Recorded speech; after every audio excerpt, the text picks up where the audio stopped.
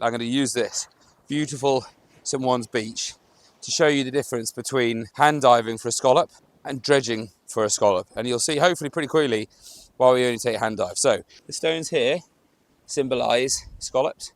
If I'm hand diving, I'm literally going down with my tanks on.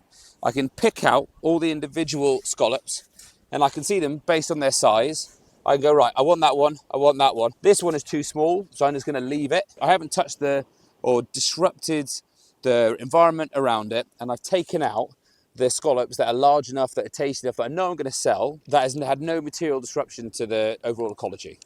This is what happens when you're a dredger. A dredger is basically an indiscriminate rake that goes through the ground.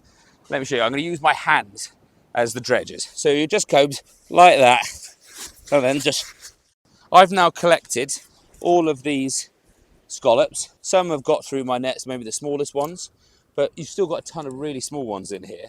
But the other things I've got in my dredge is loads of reef and loads of kelp and loads of crap. Now, the vast majority of scallops come from dredgers because it's so much easier, obviously, to dredge for scallops than it is to hand dive. It is enormously intensive, very risky, going between 8 and 20 odd meters, 30 meters sometimes, to go down and dive for it. But that is why you spend the money, because through choosing hand dive scallops, you leave the seabed, you leave the marine environment, you leave all the other species intact, exactly like this. Now, you don't see this, I don't see this, we don't see this unless you're underneath the water.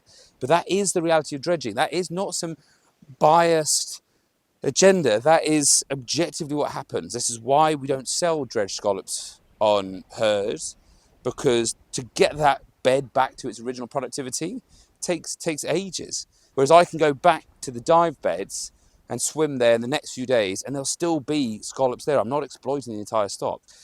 Anyway, so that's that.